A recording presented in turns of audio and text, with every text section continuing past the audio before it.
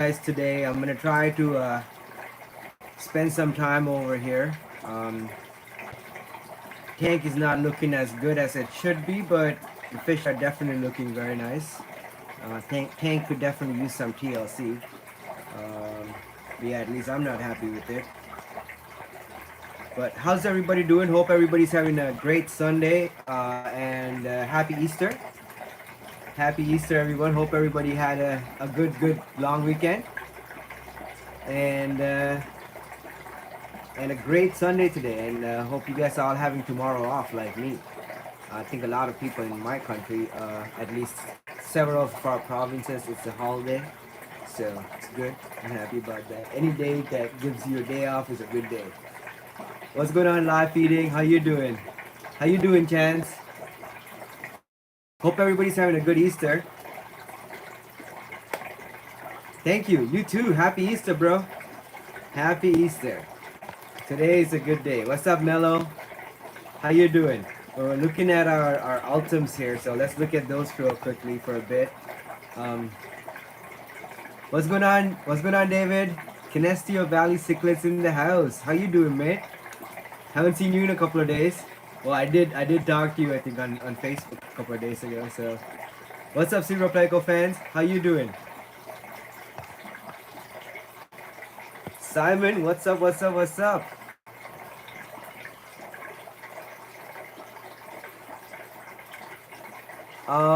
Yeah, there's some plants in here. I don't know what they're called.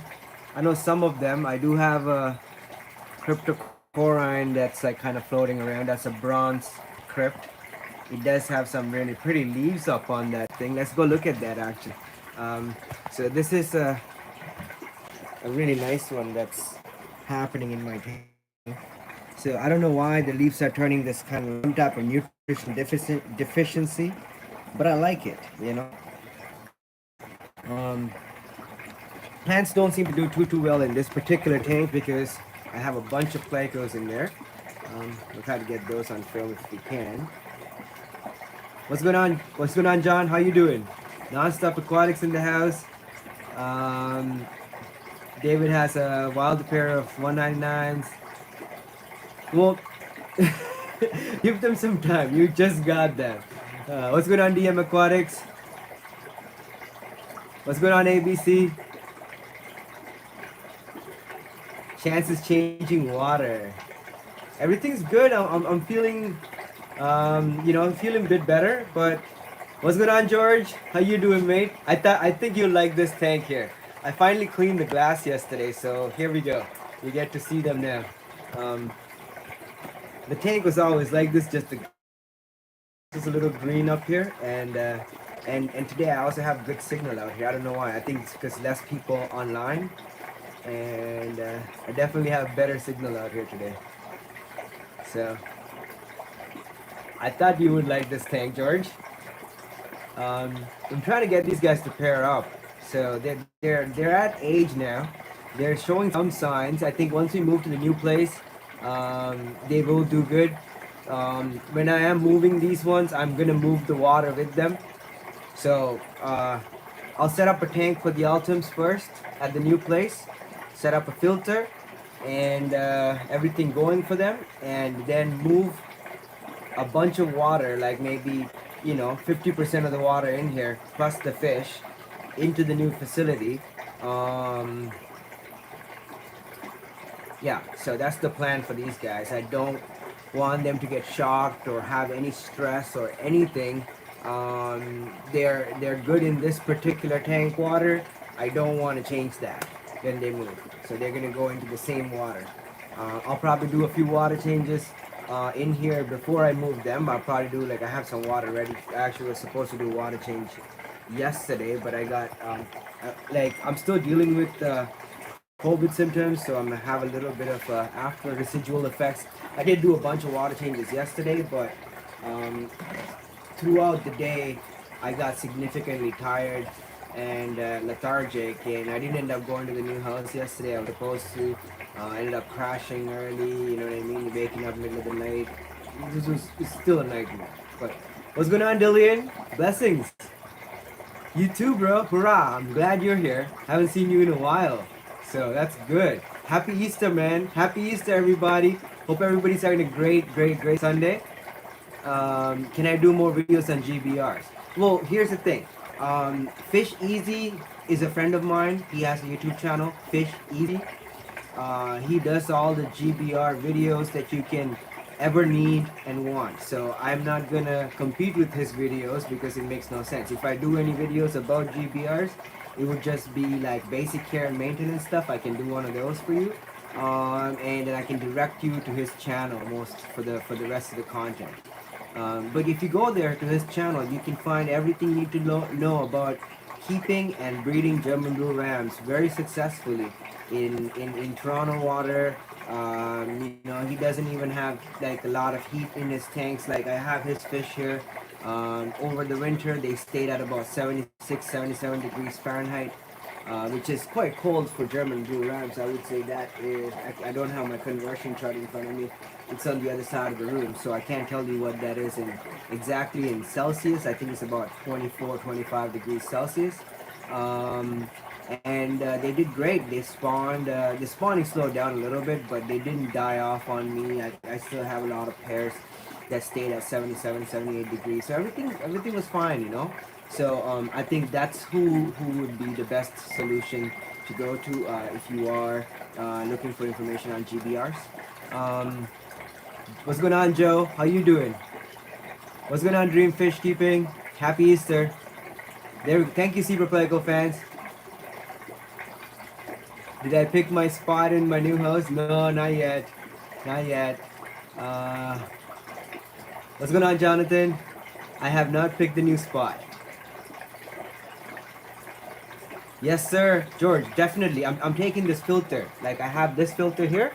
I bought 4 new ones. So I'm gonna put those one in, like that's why I kind of left the gunk in here yesterday. I was gonna do a big water change, but I said to myself I'm gonna leave the gunk, and I'm gonna put the new filter in here, and then let that run for like a week, and take this filter with me for these guys when I go to the new place. And probably I'm also gonna take all this plants that are not rooted, probably the Anubias, this crypt, like, and other things that I can salvage from this tank. The plate that they've been using to kind of pair up, all that I'm taking with me to the new tank. What's going on, Paul? And good, smart suggestion, George. A lot of people don't think about this type of stuff, like I mean, here's the thing. I've done this a million times, the moving thing, and I'm pretty sure George has a lot of experience because he has a lot of tanks, so he's probably had to move those several times over by now. What's going on, Heather? But the average person, it's not something you think about, right? Like I had my friend move two two rooms full of fish on the same day. You know what I mean? And he set them up as he like got them to the new place, and that was a huge loss, I think, like that I witnessed, because he ended up losing quite a bit of the fish, especially the really sensitive ones that do not do well with the new tank. Here, I'm gonna show you guys something really cool actually. There's 27 of you guys watching. I see 27 likes on here. Please do me a huge favor and hit the like button. It helps quite a bit with the YouTube algorithm. That's one of my chubbies. Can you see him? There's another one up here. I'll try to get some light on these guys. As soon as I say hit the like button, everybody's like, oh yep, there we go. It's going up now. 11 likes. Let's see some more likes up here. Okay. I'm trying to get some light, but it doesn't seem like it's gonna shine too much. There we go. It doesn't help. Happy Easter, Heather. Fishing. That's nice, Jonathan.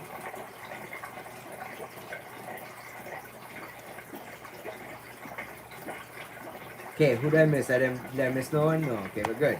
Okay, so coming back to what I was saying is, like a lot of times it becomes an afterthought, like the setups and your bacteria, your entire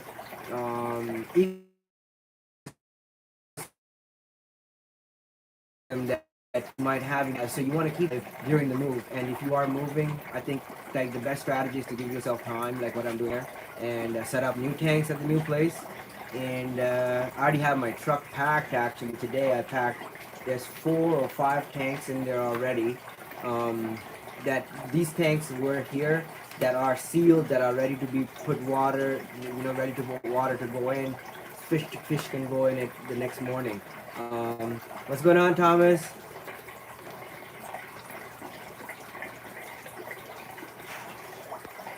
Yeah, that's basically the plan. I'm setting up new tanks at the new place, and then I'm taking the filters and everything else that's in here with the water and the fish and just moving them back to the new place. You know what I mean? So like I'll have a filter running in the tank over there before I might move the fish for some of the fish, but I'm still taking the filter that's happening in this particular tank here, almost all the water and everything else in the tank, and just putting that into the new tank and plugging it all in and starting it. And it's the same tank essentially. There's no change up for, like, especially the Zeb tank. I think that's the plan for the tank here.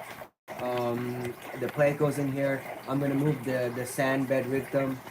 So I'll take the Plecos, put them into a bucket, but I'll move this entire gravel bed filter without disrupting it. My friends will come and help me with this one and this one here. Um, but I want to have the Ultims moved before that, because I don't want to move the Ultims on the same day. I want these guys in the new place like ASAP. So that the plan for those is to take all the plants that are here with the bacteria going all over it and stuff, the plate here, plus that filter, and set them all up in the new place with some sponge filters and stuff. You know what I mean? And a lot of the water from this tank. So yeah. uh, any of you not a member yet, it's really worth. Yeah, check out the member section. Also helps out with the move and stuff. So if anybody wants to help out with stuff, you know what I mean, that's a good way to do it. Become a member. There's a lot of perks to being a member. You can have the member on the chat group and all that good jazz. You know what I mean? So we've been talking a lot. Me and Jonathan actually talk all the time. But everybody else, Joey talks to me all the time. He's also a member. Heather talks to me all the time, sends me questions and all that good stuff. You know what I mean? So anybody that has, there's Eden, who's Orlando Poke. She's not on right now, but same thing with her also. So super cool little group of people. You know what I mean? What's going on, Silas? And yeah, that also helps, filter dirt. But I mean, I'm buying new filters to set up also. So I'm gonna run those filters in these tanks as I move some of these power head filters with the sponge and everything into the new facility. You know what I mean? So like what I kind of like went ahead and I bought 4 new filters yesterday. I have a bunch of filters that are here that are like running already, that are being cycled or already cycled, ready to go at the new place. Like a lot of these tanks on over here have 2 filters in each tank. Uh,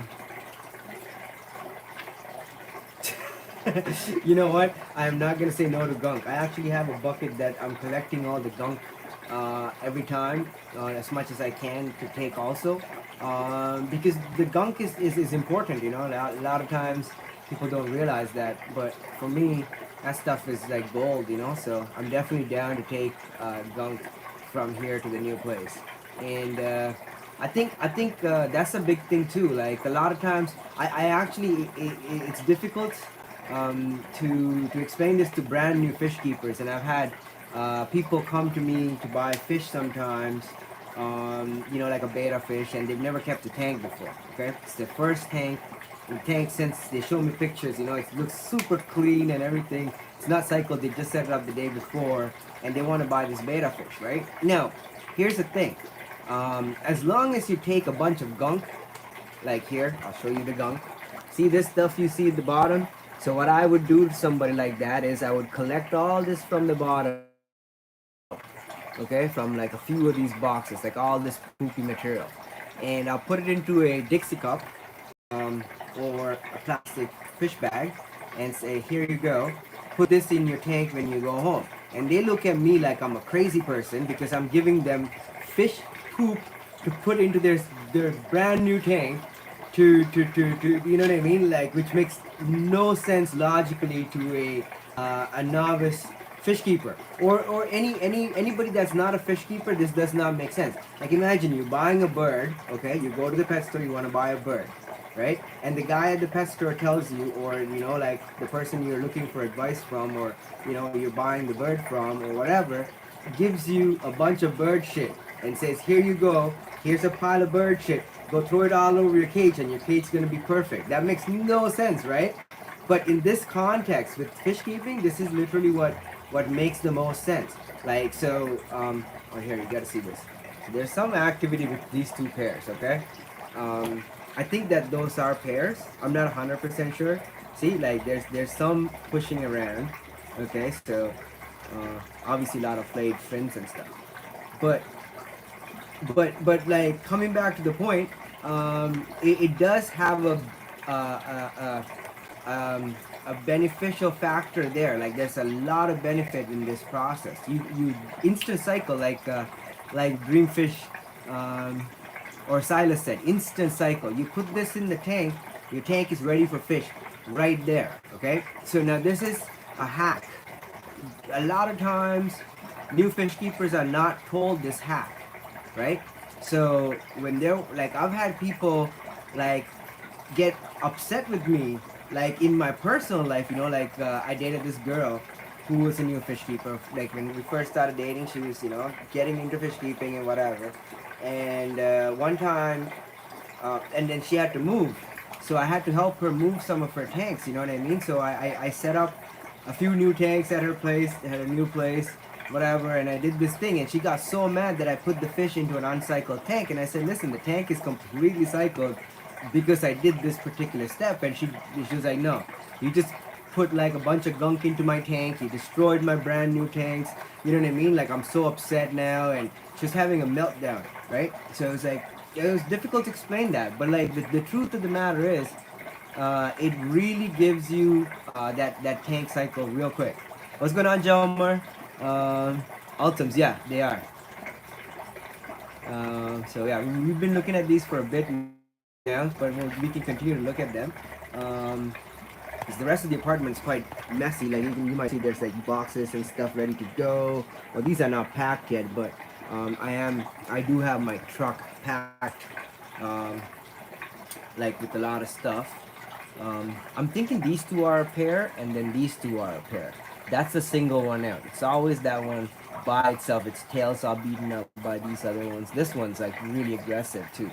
So I think they're getting to the point where these guys will stop pairing up.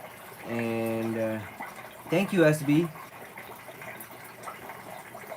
Gunk with the filter, right? Yeah. Well, you know, you can use all kinds of gunk. So like, what I've had experience with that works for me, is like, if I want to set up a brand new tank today, right now, okay? So let's assume I got a new tank, you know, whatever size. Let's say this size, this tank of this size. So like, I'm okay. I actually have a tank down here, which you can look at. So, all right. So I'm setting up this tank, this dirty ass tank. I just picked it up. Okay. So whatever. Let's assume that. Okay. Now I have this tank up here. Perfect. And this is well cycled. You can see, you know, whatever. There's already gunk growing on here. Let's see. Let's look at the gunk. See the gunk? There's gunk growing on it. There's gunk growing on the leaves.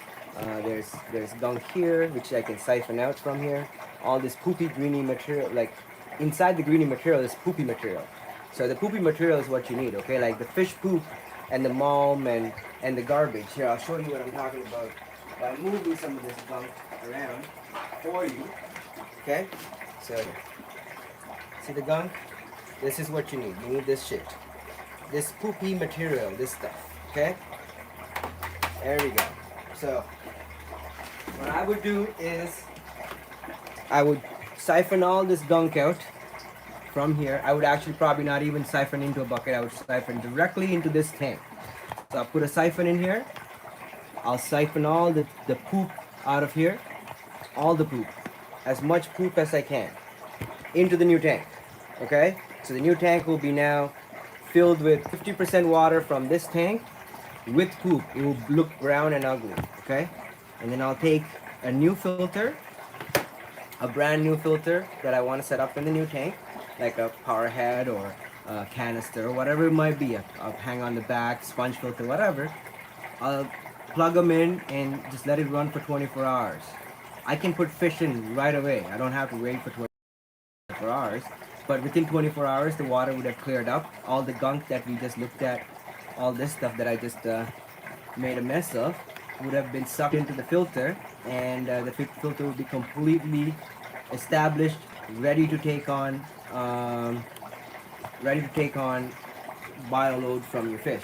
So the one thing I would recommend in this process is when you set up the tank this in this manner and you put the fish in right, you need to have fish in there within 24 hours, or the bacteria you just introduced to the tank will start dying because they don't get the right types of food at that point, right?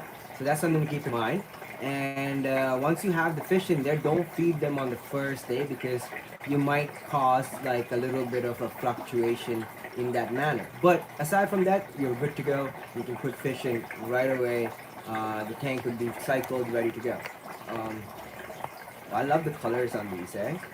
I really enjoy these fish. This is probably like one of my favorites.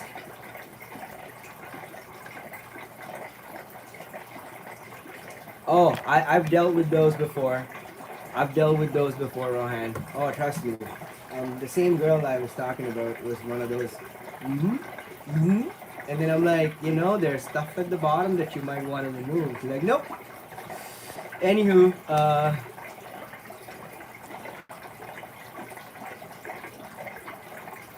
you need some of these, right? Boondogthreads at gmail.com. I'll send you the email address. We're only doing private orders right now. We don't have the website up yet. Well, she hasn't. I'm not really focused on that part of things. I'm trying to go to work and do this stuff here. But yeah, like anybody that wants hats, t-shirts, sweaters, hoodies, whatever, it does help me out. I get a couple of bucks every time you buy one of those. But these are, fabricated here. I guess the hat itself is made somewhere else, but the labels, all this stuff is done all here. Like that. Um, it's all manufactured in Canada. Like these, that gets done here. The hat itself is made in Bangladesh. Mm. So I want to eventually get hats that are completely fabricated here in Canada, but it's difficult. We don't have a manufacturing sector right now. Our country is completely dependent on foreign goods and services. So even to make stuff here, it's difficult. So, but eventually that's what I want to do. And but in the meantime, if you do want to buy one, you can through Boondog Threads, which is the manufacturer here.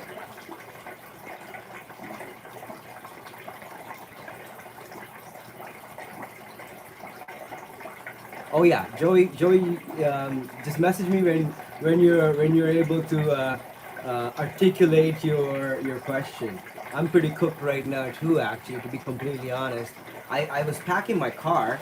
I walked to the car, maybe 10 trips up and down the stairs, just moving like the dehumidifier, the electric heaters that I have here, some spare tanks that I was setting up at the new place, so on and so forth. And I ran out of energy by the end of that, and I have a little bit of chest pain and stuff. I think these are like stuff I've been dealing with from my previous issue, not from COVID, but it did exacerbate the conditions a little bit more. I've noticed that a little bit, the chest pains and stuff is there. I'm just working through it, you know what I mean? Like mind over matter, right? Body is matter, mind is mind, mind is strong. So, or stronger, I would say. So I'm definitely working through it, but I don't think I have the energy to drive for 45 minutes to an hour now, because I've exhausted myself just packing my car. So gotta kind of like take a break. I think I'm gonna relax for a bit, maybe take a nap, and then wake up and try to make the trip tonight, and then unload and then come back I gotta take the dog over there, get her used to the new place also, right? Like it's a new house, so I can't just take her and leave her the first time. I gotta take her there, hang out with her there. She has to get used to being there and stuff like that. You know what I mean? Like, so realize that it's her new house. So that's something I gotta do today. You guys wanna see her? There's the fat lug.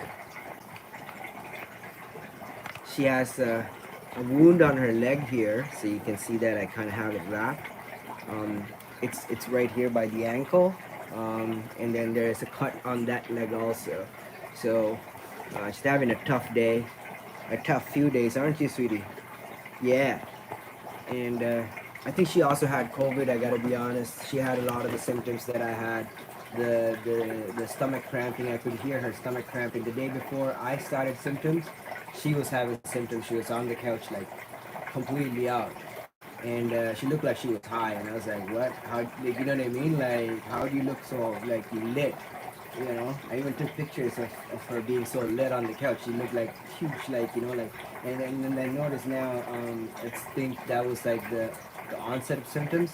The days after, she's also been lethargic and unable to move too much and just sleeping for the most part. So I feel bad for her too. You know? Been dealing with all that. What's going on, GB? I hope so, Rohan. I just want to go gadget. I'm one of those people like to go. I can't do that today. Like I noticed myself having to take many breaks.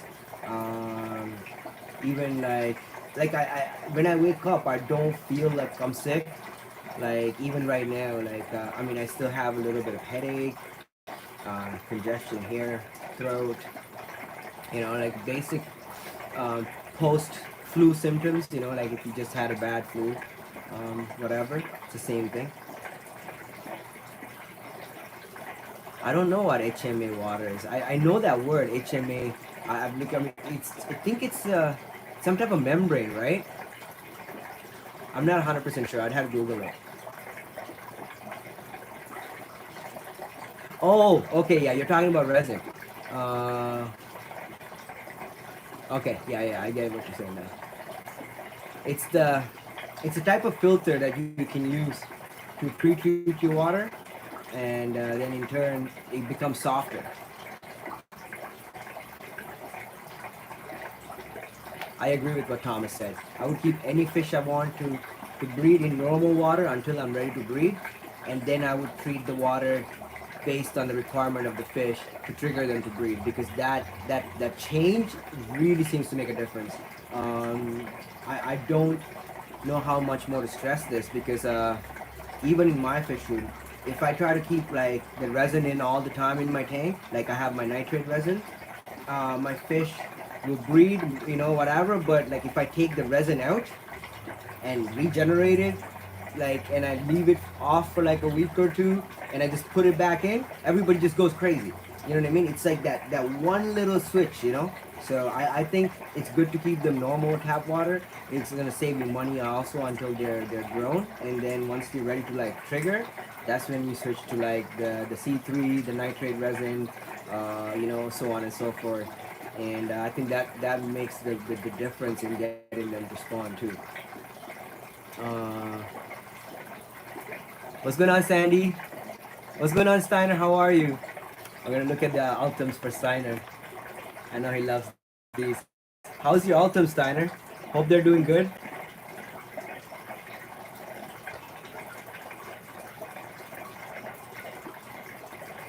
What's going on, Fishy Rags?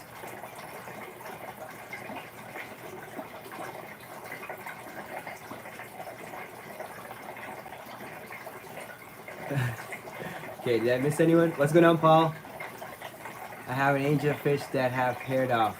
One pair has allowed a second male to join. He helps raise the fry and chase away others. I imagine this is going to go south one day. Your thoughts? So here's the thing. I've seen weird behaviors that are okay. So let's rephrase that. For the most part, in my experience, angelfish do breed male female pairs. Okay, like 99.99% of the time, I would say I've seen that's the norm, right? But there are exceptions to this, like what Paul just mentioned. Is I've seen two males, one female. Two females and one male is more common. I've seen that quite often actually in other people's fish rooms. When this type of stuff happens, compared to the other way around, two males to one female. And there are weird relationships that can form. Is that the norm? No. Is that gonna last? I mean, it's possible if all three fish are comfortable with the arrangement. It could last if all three fish, if one of the fish, usually if it's two males, one of the males might get jealous, or the female might prefer one over the other to breed with, and at that point, the relationship of the threesome will go south. But it depends, like, so just, I would say just like enjoy it while it lasts, you know what I mean? It is what it is. Nature is, like there is norms and stuff, but then there's also exceptions. Things happen, can't control them all the time. But when it happens, you just enjoy it and say, okay, this is what it is, right? Um, but I mean, me personally, I don't think it would last super long term. It might last a few months, a year even, as long as they get to raise the babies together, and there's always babies in the tank with them that they get to be distracted by, they should be fine. And then the trick is the female to be able to lay eggs before the babies are removed, or whatever. So that seems to keep them occupied with raising babies, right? And not too occupied with attacking each other, whatever, and then chasing other fish away to protect the baby. So that seems to be the sweet spot, you know. What's my favorite L number? There's like 1,000. I can't decide one.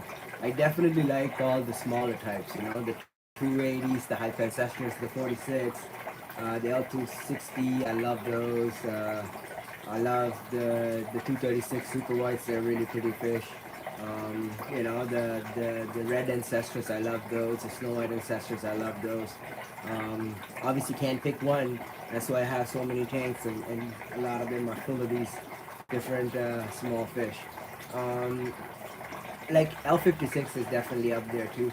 L82, which I don't have here right now, I really like those. Um, L600, I love those. L273, I love those.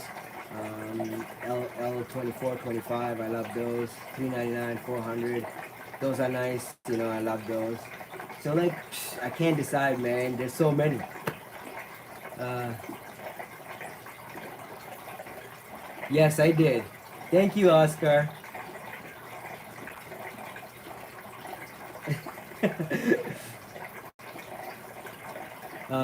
What'd you say? Okay. Okay, hold on. Let me get to George's question here. Why is George not a moderator? Sorry, George. I never got around to this. Okay, why is it not working? This is not working. Why is it not working? I'm trying to do this here with my iPad. Oh my god. It's so difficult. There we go. Nope, that didn't work. Sorry. Malik, I got two friends brought me two Epistogramma pairs. He never breed them. He tried, but no luck. I think I just bred one pair, just got that happens quite often, my friend. A lot of times people will have fish that they've had forever, and it's just not the right conditions, whatever. And they just didn't. There might just be one slight little thing. They might have even bred in the tank, and the person didn't see the fry or the eggs or whatever too.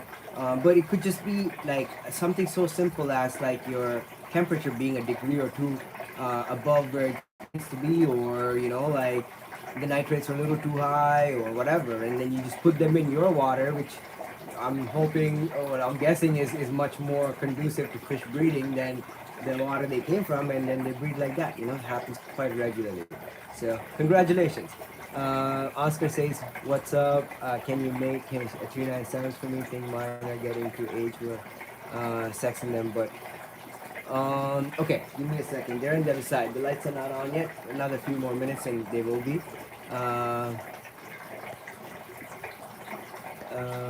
what's going on, Jason, California? How you doing?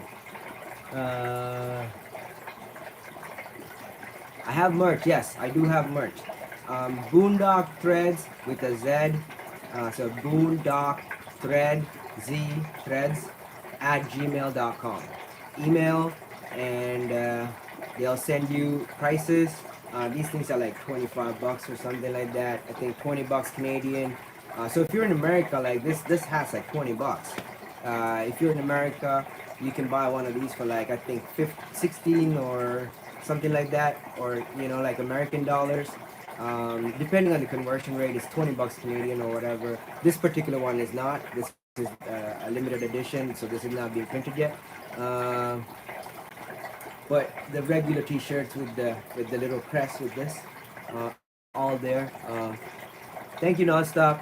Boondockthreads at gmail.com. Uh, can they ship across the big pond? Uh, I don't know. I'm not 100% sure. Yeah, yeah. Oh, you mean the merch? Yes, 100%. We can ship merch all across the world. Um, Obviously, the shipping prices are varying based on where you are, but yeah, we can ship from anywhere in the world. If you are, just send us a message. Send Katie a message. She'll still sort you out. Look at the color, eh? This is my favorite. I think like out of all the fish in the fish room, if I were to pick one fish, I think these guys are probably up there on the top five. You know, they are definitely one of my favorite fish. So Steiner says today. Oh, nice! He just sent me a video of his fish. Okay, I'm gonna enjoy that. Uh, okay. Happy Easter, bro. Okay, hold on. Let me try to get on some. Going to eat. Bye, everyone. Have a good. Bon appetit, Heather. Any general advice for cardinal tetras looking to get 30 of them? Okay. So real quickly, I'm going to answer that question because I think it's an important question by Kendrick. If you are going to buy cardinal tetras, do not buy wild cardinal tetras. Wild cardinal tetras are super finicky. They are going to require low pH generally. They will be caught from the river and sometimes sent in the same water that they were caught in.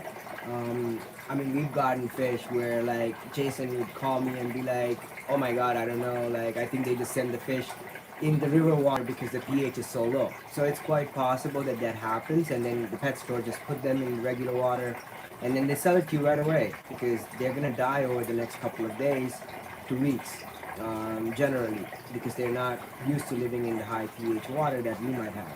So you might bring those home and then they start dying and crashing and get your other fish sick and so on and so forth. So to avoid this, what you want to do is you want to buy tank bred, certified tank bred cardinal tetras. You're going to pay a little bit more for those than the wild caught ones because they are obviously more valuable. But on the positive side of things, they're not going to be super finicky to higher pH. They're going to be raised usually in higher pH of 7 or a little bit above for the most part.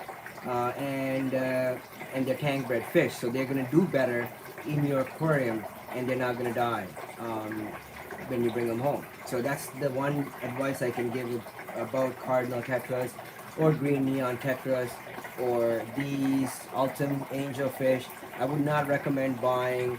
I actually told Leo, I don't know if Leo is on right now, but Leo is a channel member. And we were talking about this earlier on our chat group and also through private messages. And I think I told on the chat group not to buy wild Leopold the angelfish, and to also if you he said there's captive bred ones F1. I said those are the best because they're used to being in tanks.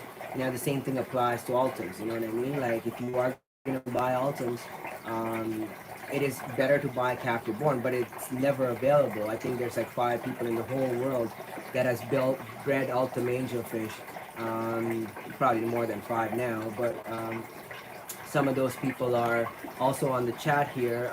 George, for example, is one of the people. Aquaballs has bred Ultims, and Kenny E at Daniken Aquatics also. He's a member on the channel here, and both of them have bred Ultims as well. So so like if you're gonna buy those, I would say try to buy from somebody like that instead of buying wild fish like what I just did. And clearly you saw the results, right? So that's what you can expect sometimes when you're buying wild fish that come from these, um, you know, uh, softer pH rivers or like acidic rivers. Paul says there's a neon tetra disease going around right now. Yes, yes. Yes, very good point, Paul. That's a really good point. Actually, I forgot to mention the quarantining thing here, which I think I usually do. I recommend quarantining your fish for at least 8 weeks because there's a neon tetra disease going around, like Paul mentioned. The discus disease happening. I don't know how it's here because our country is very strict on import laws and stuff. But somebody brought it in, and it's going around. I've seen it at a few pet stores.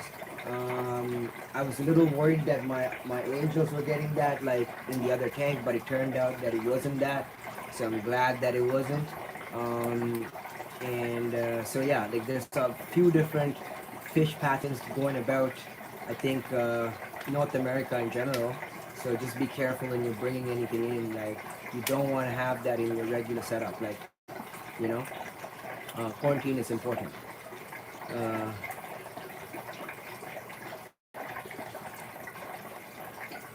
Oh yeah, it's if it's in Europe, it's probably here because I mean it makes like we're all getting our fish from the same sources, so it's usually Southeast Asia, and unfortunately sometimes you know they come with diseases. So it is what it is. If we're having it, chances are people in Europe are probably suffering from the same. Like it's like COVID, you know, when it came around, like when Europe got it, my friends were like, it's only in Europe. Like, and I'm like, if it's in Europe, it's here. Like, I mean, there's no way on earth that something is in Europe is not here because, you know, like people from Europe travel here all the time. So the same thing applies with the fish diseases, I think. If it's in Europe, it's here also. Um, so, anywho,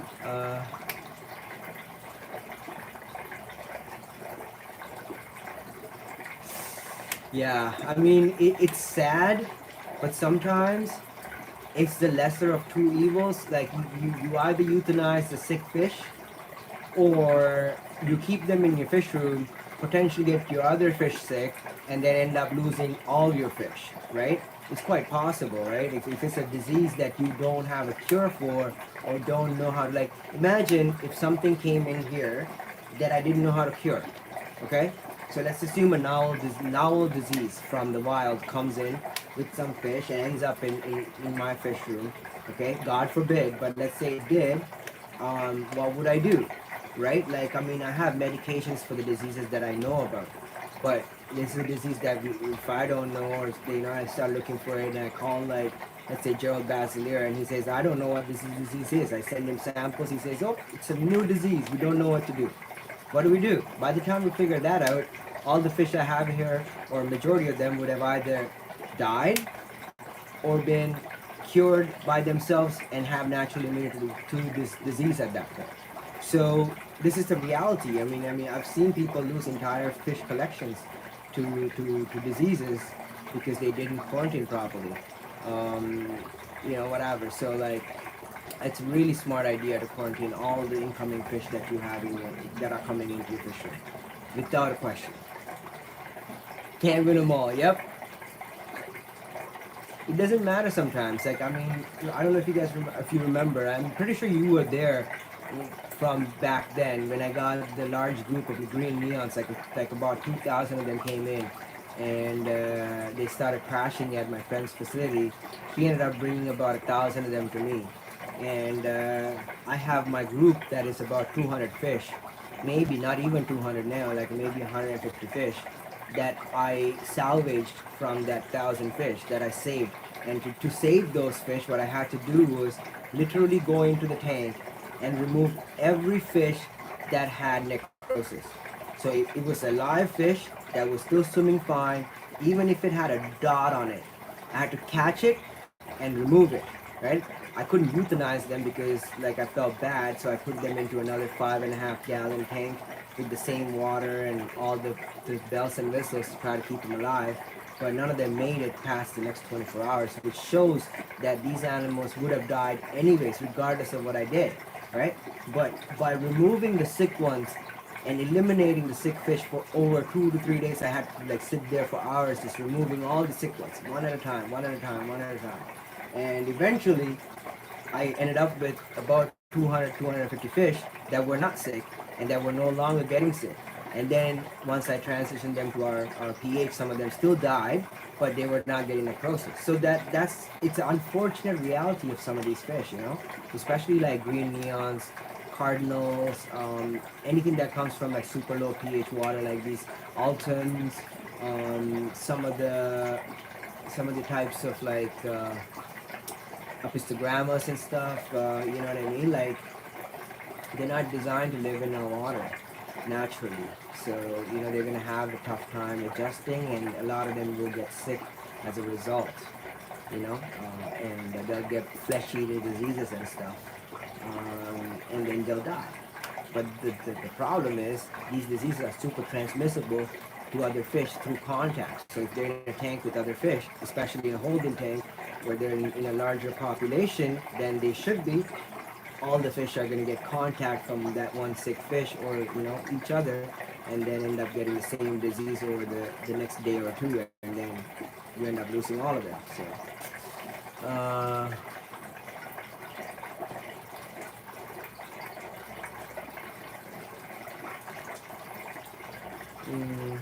it might be breeding behavior. Like this is this type of shaking, like where they're chasing right now, but like that, what she's doing or he's doing. I don't know. It could be that. Could also be small particulates that it gets picked up on its skin that it's trying to remove. If it's a disease or a pathogen, you would know by now, because diseases usually, once the animal is infected, unless it has immunity or it's recovering, it's gonna start showing signs, you know. So you will notice that. Oscar says around 6, and sadly at first no signs, so I kept them with my CW, but they seem to be fine. Oh, good. That's good.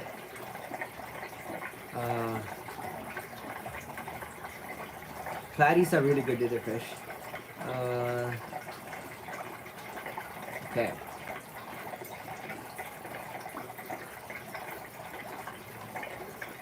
Oxysol, that's a good one, I think. Again, here in our country, I don't know how it is where you are, but it's impossible to get fish medication. Um, I don't think I can even get Oxysol from my pharmacist. Um, so I don't know. Like for me, it's a nightmare when I get diseases. So I try not to get them. But it is a natural part of fish keeping. You gotta keep that in mind as well.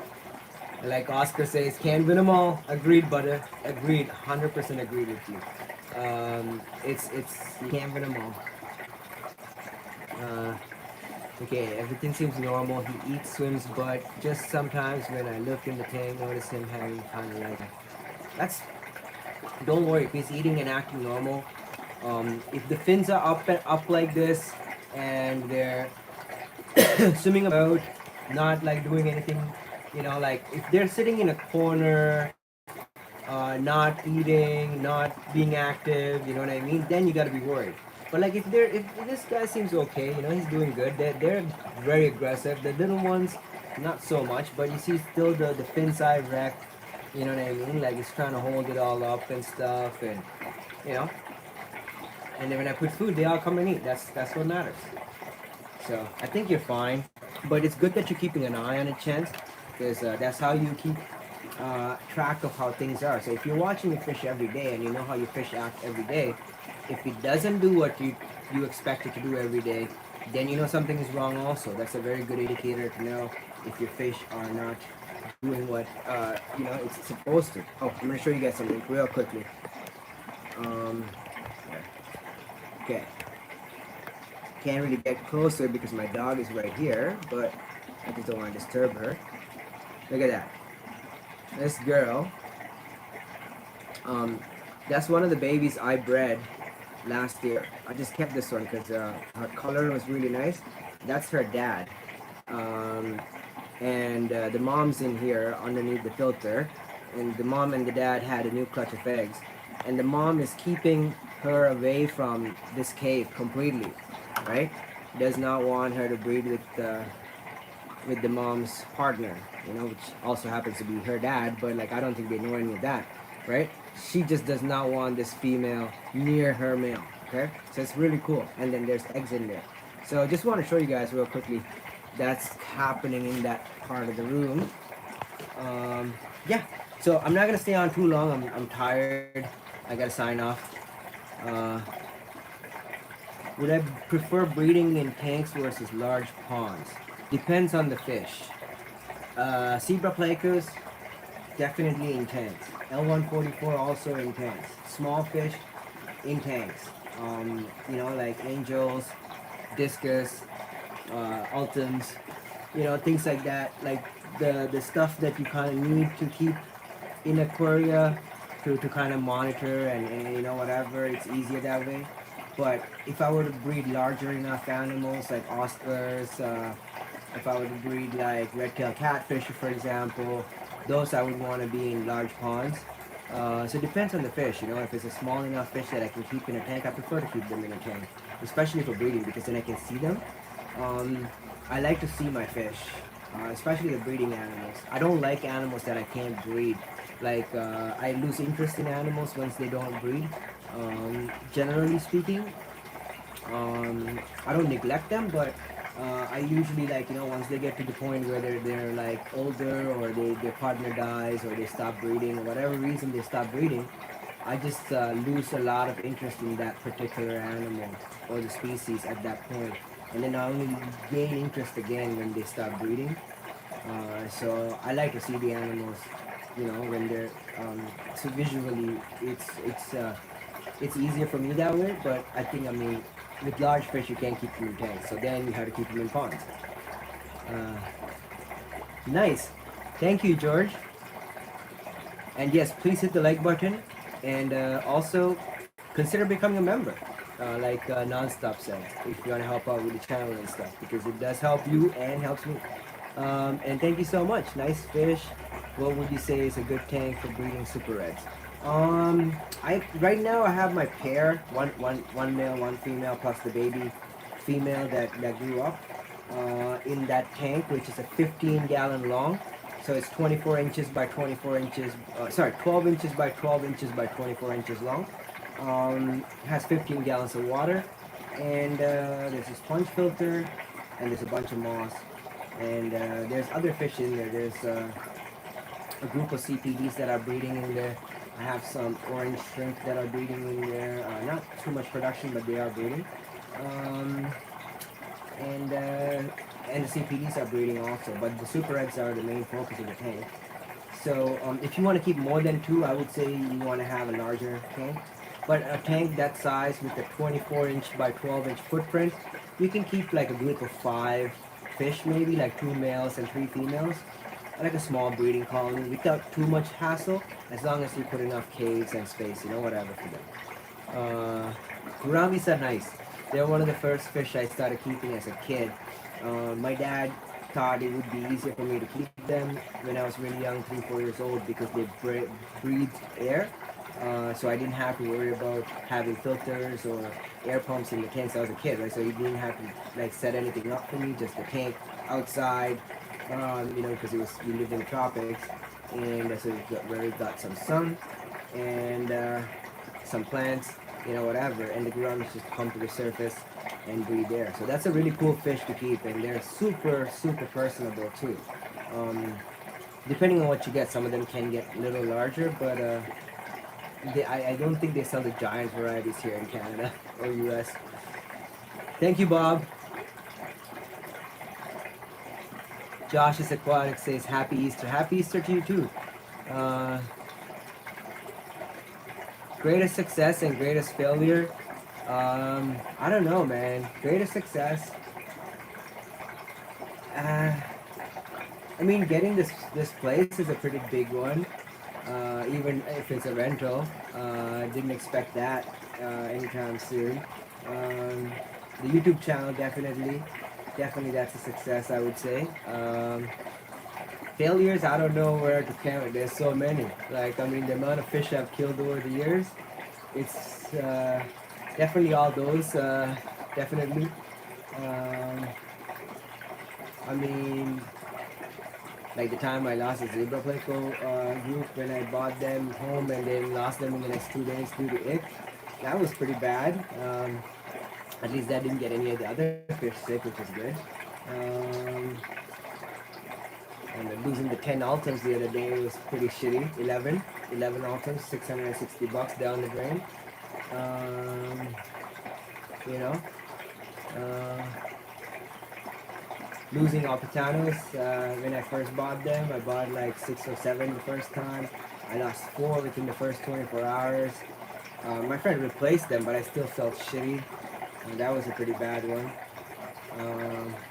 I mean, these are recent too. There's a lot of failures, buddy. Can't be successful without failures.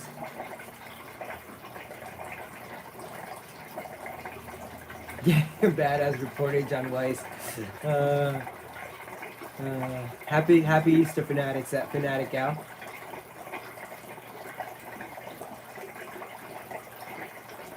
What did my dad feed to? I don't know. Like back then, where I lived, we lived in the tropics, so a lot of the food like that, I started feeding my fish quite young, were like mosquito larvae and stuff like that. And then we had like hikari. Hikari was one of the brands of food I think I remember having as a kid. Um, and it was Japanese, imported. A lot of the goldfish got the goldfish variety of hikari. My dad had a lot of like fancy goldfish in the living room and stuff, several tanks. And then the larger cichlids he had, like the severums and stuff like that, got hikari. The gouramis got hikari too. But I also fed them quite a bit of mosquito larvae and stuff like that. And worms that like those worms that live in waterways at the corners, the red worms. I used to go collect them. My mom would get so mad because I would go into the mud like up to my my knees deep, and then I'd go collect worms and stuff and come home like looking like completely browned out, muddy, and caked on my feet, and then she'd have to hose me down outside with the garden hose because they wouldn't want me in the house before I get like washed. So I'd have stand in the grass outside like this, like ah, you know what I mean? They'd have that happen to me. Uh, what would you say to pet stores to sell your fish if you're new to selling the fish to pet stores? I just call them up and be like, hey, like I'm so and so. I have a breeding facility and I have these fish available. And are you interested in taking some, right? Now that doesn't always work. Now it does more than before. But before I had the YouTube channel, that's essentially what I did. If I didn't know the pet store, I just show up. I'll buy some animals from them. I'll test their store. Like so, I'll be shopping, and I'll be talking to the manager or like the clerk, whoever it is that's helping me. And I'll be buying stuff from them, so they're more conducive to having this conversation, right? So I'll be like, yeah, I like these fish. Let me have, 4 of these or 8 of these or whatever, right? So I make up some sale, and as I'm saying that, I tell them, I breed fish too, and then they're like, oh, really? What kind of fish, right? Because now they're interested, right? You should essentially have that line come before you place the order. So like you're looking at the fish, I really like, so like, yeah, okay, go to the store.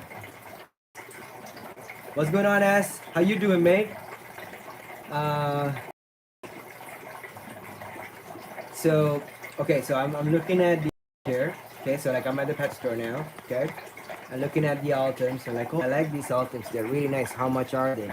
So guy says, okay, 180 bucks a piece, or 250 bucks a piece, or whatever it might be. Okay. I say, wow, that's really nice. I really like that. Obviously, I'm not buying the $250 fish first time in the store. It's very unlikely. I mean, I don't trust them like that. You know, I'll probably be buying something cheaper. Whatever. So I'm like liking the fish, and I'm like, oh, they're really nice. I might be interested in some of them. You know, so like, okay, so I kind of got them hooked now into interesting me to buy the fish. So they're working to get me to buy their fish now. Okay, this is when you drop the line. Okay, like literally. So this is like fishing. I'll explain this to you very. This is not financial advice, by the way. I'm not giving anybody life or financial advice. So don't come at me with some bullshit. This is just what I do. How to fish. Uh, for new client pet stores. So store that wants to buy my fish, right? So I'm at the store looking at the fish that I'm potentially interested in buying from them and you know whatever, talking to the clerk or the salesperson.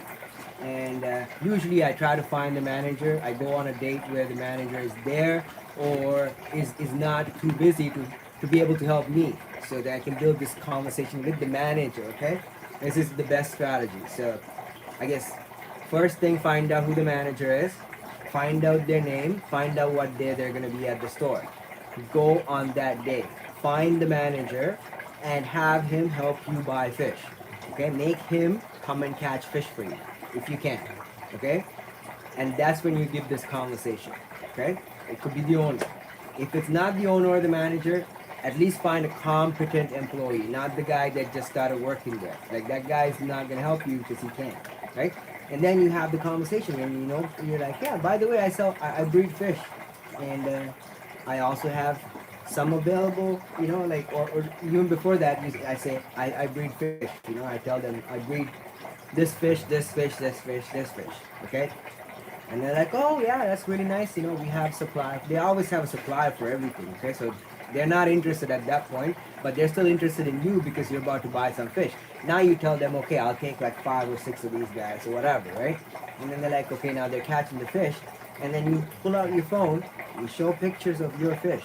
Don't show them the ugly ones, show them the best of the best. Don't breed ugly fish, breed the best of the best. So you show them fish that are better looking than what they have at their store that they paid a lot of money to import, and half of them died because they came with disease and whatever, and you show them the picture of your fish saying, look, I breed these. You know, like the heaven opens and you know the angels are singing and they see the pictures of your fish like, holy shit, these are beautiful ass fish, right? And you say, okay.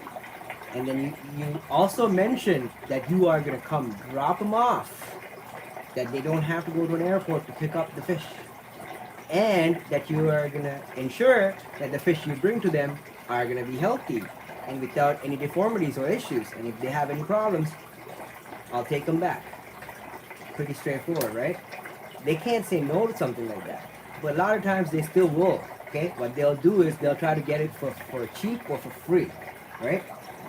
But you tell them at that point, you know, after saying that and showing the fish, tell them I already sell locally. I sell to another store, or you know what I mean. Another store is already buying from me. It doesn't even have to be true. Actually, the first time you go to a store, you have to like still sell, right? Be like, yeah, I already got some stores like up east buying from me. You don't have to give them any specifics at that point. You know what I mean? And it's a white lie, right? That's not gonna hurt them. You know what I mean? And then they're like, oh, really? Huh? That's amazing. You know? Be like, yeah, like. And they're getting really good results, you know what I mean? So test them out. I'll bring you some and I'll drop you some off, you know? I usually give them some free fish. I give them like 5 or 6 fish. I did that with Dragon King recently, actually, because she has never sold German rams, ever in her life. Okay? She didn't even know what they were. So last time I was dropping off angels to her, I took her 5 German ram males that I had sitting around, right? That I paid money and bought from my friend Michael. And I said, here you go, Kim. Put them in the store, $15 each. And you tell me how they do. Okay? She called me like 2 weeks ago and she said, you have those fish? Can I get 100 of those? I just sold 100 of those for my friend. just by doing that one little thing. Now she's a regular customer, right? So that works. The Big Al's recently bought a new order from us. It's a store I used to sell to, but like they haven't bought from me for like maybe 15, 20 years because I just never had production to sell to them. And we had a lot of these extra fish that we needed to sell, so I called them up. They said, okay, we don't usually like dealing with anybody outside of our farm. I said, no problem. I've sold fish to you before, whatever. But if you want to try them out, I can give you some fish, to test out, right? I thought I'm gonna just drop off like 10 fish or 20 fish for free. And, uh, and they said, how much do you do minimum? I said 100. I said, we'll take 100. Sure. Why not? So that sale happened. But then they also offered us store credit for the first time, just because they wanted to make sure that everything was good. But I mean, I haven't called them back. It's been 2 weeks. I'm gonna call them back like probably next week and see how many they have left. And in another week or two, we can go drop off another 100. And this time it's gonna be cash, or check, whatever, right? So that always seems to be a thing, and it's a relationship-based business when you're selling to a lot of these businesses, small companies and stuff. Like, I mean, I don't like buying fish from random people. I buy fish from my friend, the guy I buy fish from. For the most of my fish are coming from the Six Aquatics. He's my friend, right? We have a very good relationship. You know what I mean? If something happens to the fish I bought from him, then sometimes he replaces them, especially if it's something expensive like the Apitanos. If they died, he said, don't worry about it, I'll give you 4 new ones. I said, are you sure? He said, yeah, like I gave you the fish, they died within like a day or two. I take responsibility.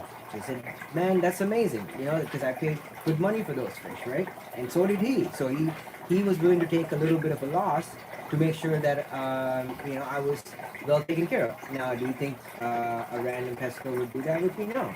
And the same thing applies to when you're selling fish to a pet store. Like, I mean, I think Michael was at Tails and Scales a few weeks ago, and they had a complaint about one of the ram males that we sold them. And I was like, I made sure I gave them the best fish, but I guess somehow one fish or two fish with a split top fin had gotten in. So they had complained to Michael saying the fish were great, but there was one or two that had a top fin deformity. And Michael reminded them, like, if you all you had to do was just call us, we'll bring you 2 new fish, or we'll just throw a couple of new ones in the next order. And they're like, really? And then we're like, yeah, really.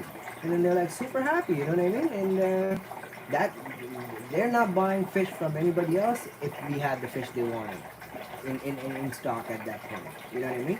And same thing with Miss Kim. Like, anytime she buys 100 fish, last time she bought 100 rams, Michael was nice enough to pack her 105 fish. So Billy, her husband, counted them in front of us, and he said there's 105. And then Michael said, I only counted 100. Billy laughed, and then I said, listen, if something happened to one or two, now you have extras. He was very happy with that, you know what I mean? And like, so we're giving him 100 fish that are not going to die plus 5 extras. He's not going to buy fish from somebody else if that's the case. Anytime we have fish for him, he's going to buy from us. What's going on, Mary? How you doing, sweetheart? Happy Easter. Hope you're doing good. Oh, honestly, I think I'm going over for my time here. I'm gonna sign off soon.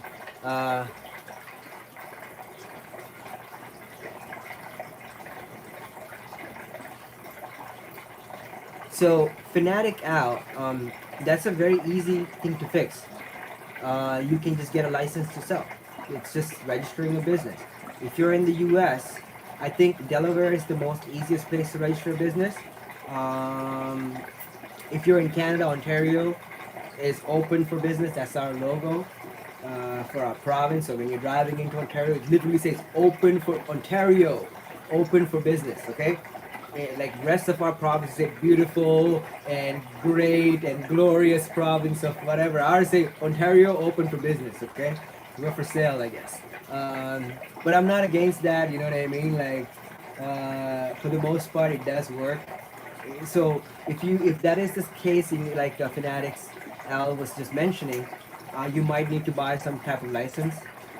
I also have a business registration, which is useful to have. A lot of businesses I sell fish to, like pet stores and stuff, would not buy fish from somebody that doesn't have a business license. Even though in Ontario you don't need a business license to operate a business, under $30,000 you can operate without a license under your name. But in Ontario, that's the law. But a lot of pet stores, the chain stores, the bigger stores that operate properly don't want to buy fish from somebody that doesn't have operating business license, because then they can't claim that expense. Because if you're not gonna, if there's no business license, they can't just say I bought, livestock from this business, right? Smaller companies can get away with it because their books can be, like they keep their own books. There's no accountants involved, and they can just whatever they want, I guess. But for larger corporations, it's not a possibility. So they don't necessarily always want to buy from somebody that doesn't have a business license either. The workaround that is to get one. So hopefully that helps. Hello from Australia. Hello, King Martinez. Martinez. Nice. How you doing, Roman? Discus Talk. How you doing? Happy Easter. Happy Sunday.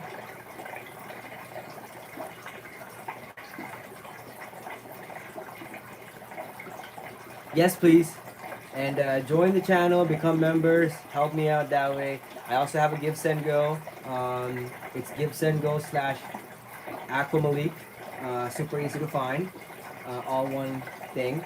And so if you want to contribute in that way and help out with the new fish house, that's all good and well. And prayers are useful, you know what I mean? Like, you can go on my Facebook and you can like all the pictures with the new property. I was posting some pictures the other day and stuff. I'm gonna try to get there tonight and try to do some work there. Uh, oh, I'm so sorry. I'm gonna sign off because Father Fish is supposed to be in. I was supposed to sign off at 6, but I just lost track of time and I kept going because I started late today. So let's head over to Father Fish and let's do the follow train. 808 Beat says aloha from Hawaii. Aloha to Hawaii. Um, Happy Easter.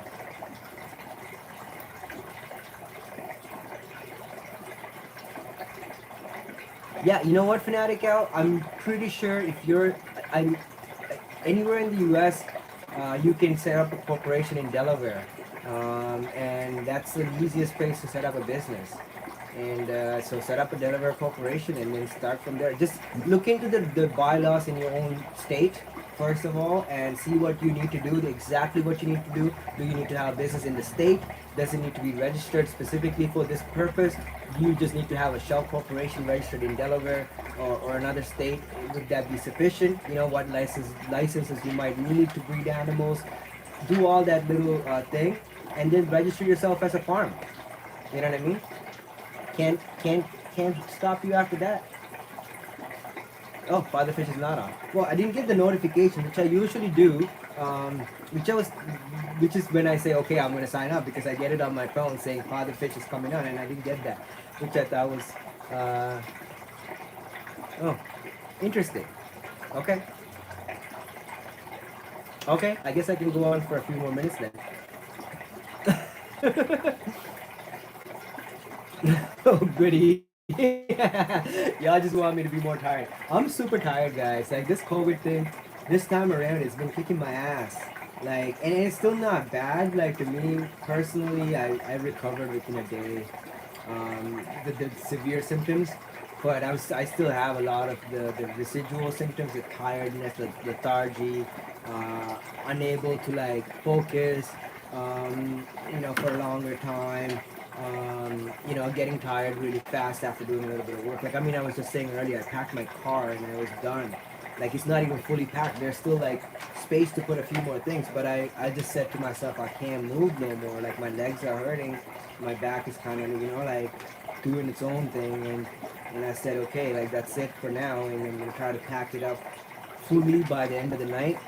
Well, not by before it gets dark, I guess, in the next little bit. It's already dark. Shit. And then try to drive over there at some point tonight or tomorrow morning, and then unpack and then maybe take a break there and then come back. I've been having to sleep in between and stuff. Anyways, I gotta do some water changes in here too before I completely run out of energy.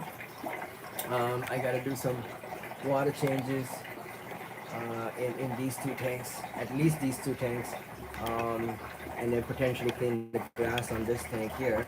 And I did this yesterday. I still have to do a water change in here, but I'm letting the mom kind of come back. So I'm gonna sign off in a few. So unless anybody has last minute questions, I will get to you real quick. I was actually going to live today, but I wasn't able to get home in time. Oh my God. I'm sorry, Mary. Well, why don't you start now? You're here. I'm going to sign off. We're all going to go over to Mary Pages after I sign off here. So let me know when you're ready to start and I'll sign off then. How about that? That makes sense?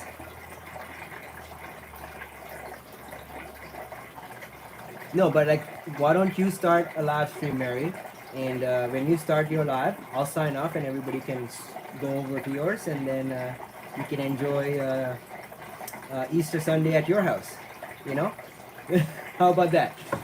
Sound like a plan? Fan from India, learned a lot from you. Good, that's great. Thank you for saying that.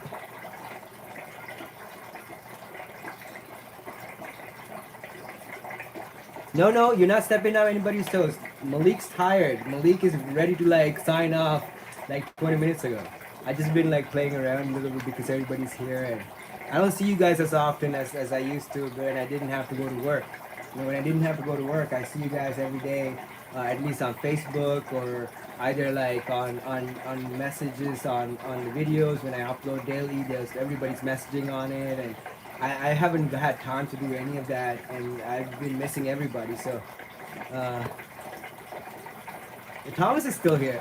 Thomas, I'm so sorry. I was supposed to call Thomas, so I gotta go. Okay, I'm gonna sign off. So we're gonna hope Mary Page does her live stream, and that we can all join in. So Mary, you're on the spot.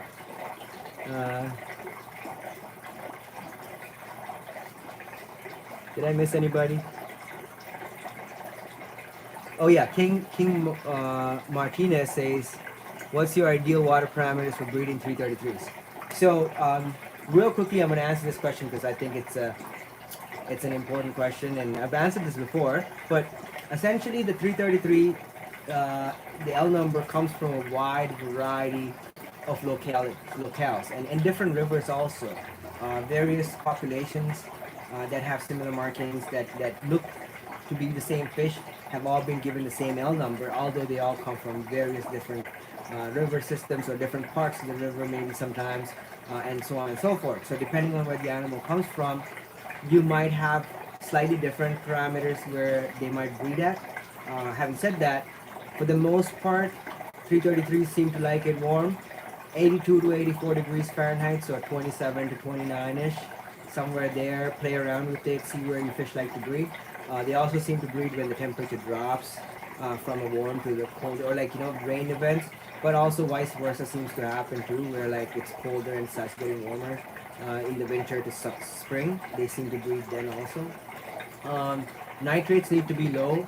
This is true for all hypancestor species.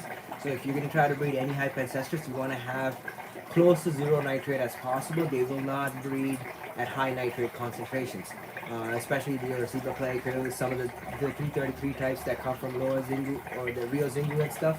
And other fish that come from similar river systems with lower nitrate concentrations overall will not breed in high nitrate water. So that's something to keep in mind. So warm, low nitrates, decent amount of flow obviously, or high oxygenation, important, and pH of like neutral 7 or slightly lower than 7. Anything below 7 is fine. I like to keep it around 6.5 or somewhere close to that, just because I get better egg survival between 6 and 6.5. They can tolerate lower than that also. I think all the way down to 5 is okay. I would not recommend it, but they can tolerate all the way down to 5. 4.5, they will die. So 4.5 pH is when your L333s or most hype ancestors will end up dying around that pH 4.6, 4.7. Some of them, like even in the same species, there seems to be uh, um, uh, a range. So like I've had fish that like where pH might crash in the tank, and it's only like 5 or 4.9, and one or two fish have already died, and there's like 20 other fish that are still okay, right? And or something like that could happen also. So there we go. Where's Susie Q? I just saw her name.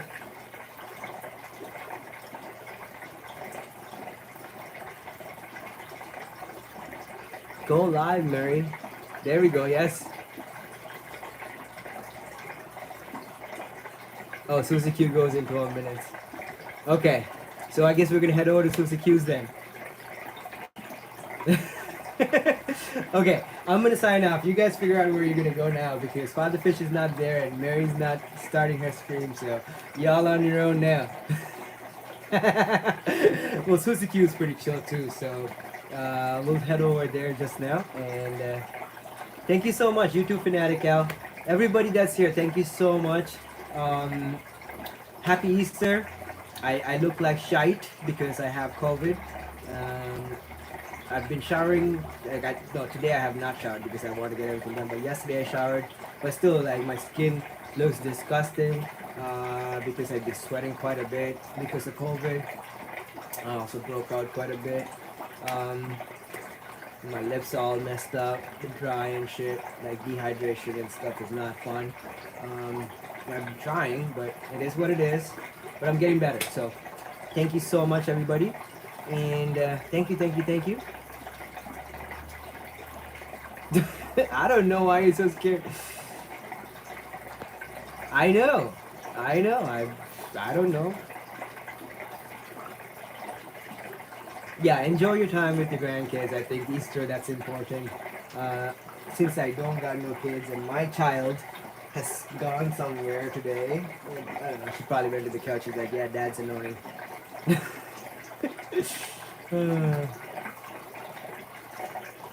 Goodbye, Sandy. Goodbye, Mary. Bye, Oscar. Chance. Super Playco fans. Paul. I love you guys and girls. Thank you so much. God bless you all. And happy Easter. And hope you have a great week ahead. And I will see you soon. And I will see you soon. Mwah. God bless you. Mary says, okay, Malik, I didn't know you had COVID. Yep, I had COVID from Tuesday on. Even the dog, I think, had COVID. Don't tell anybody because you don't want people to like get rid of their dogs. But my dog had it like 2 days before I got it. I think I might have picked it up from her maybe, or we both picked it up at the same time. But I started developing symptoms like a day or two later. And then I realized what the dog was having was COVID symptoms. And that's why she was acting the way she was acting. So yeah, quite fun, quite interesting. And so now me and the dog both have robust natural immunity. Yeah.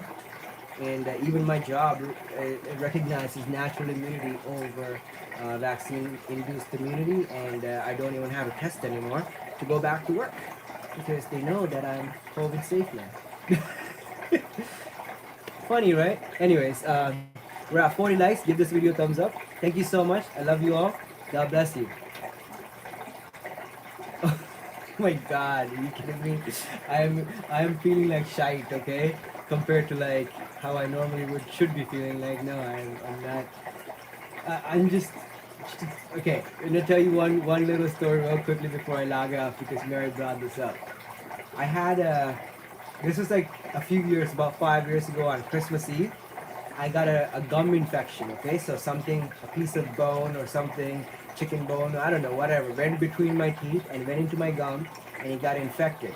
So Christmas Eve, okay, around 1 o'clock in the morning, Christmas morning, I could not bear the pain. It was like unbearable to the point of like my skull felt like it was being crushed on one side. So I took a Uber and I went to the hospital emergency room, you know. I was at the emergency room at 1:30 in the morning. And it's a Christmas morning. It's not that busy. They finally got me in around 3 o'clock. They knew there was something wrong. They saw the little thing there. My face was swelling up and whatever. And they were trying to do the little operation. At 3 o'clock in the morning. And the entire time I was making jokes. You know what I mean? And the doctor comes in. She's cute as hell. It's like a student doctor. So Christmas night, she's working Christmas Eve, right? And so I made a couple of jokes. I can't remember exactly what I said, but I made a few jokes off the top, right? To kind of alleviate the situation, kind of. That's just me. And she goes, for somebody that's in severe pain, you don't look like it. I go, you have two choices, right? You can either sit here and cry, which I choose not to do, or I can make myself and everybody around me happy, which will alleviate some of the stress of the situation as well as make me forget about the pain, kind of work through it, you know what I mean? She goes, it's a really good way of looking at life. I go, yeah. And then she did my surgery, and then she came at me with she asked me if I wanted any painkillers. I said, no drugs. She goes, what do you mean? I said, the only drug I use is marijuana, and it's not a prescription.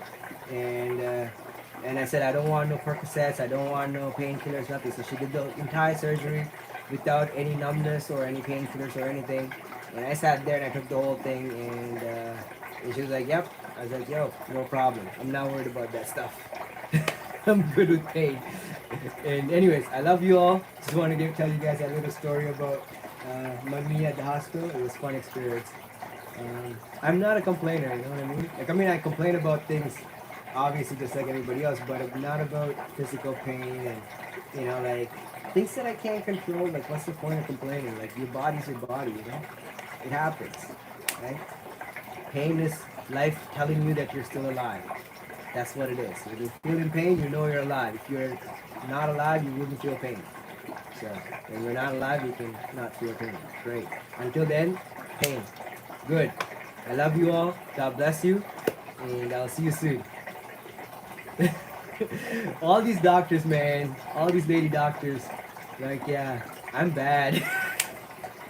Even mine right now. She's married. She has a kid and everything now. But, before when she was my doctor, I don't think she was married. And, yeah. It was fun. It's still fun. I make jokes all the time, and I love it. I know you do. It's good. Alright, guys. Mwah, I love you. God bless you, okay? Happy Easter. Great week. Hope you all have an amazing week this week, and I'll see you soon. Bye.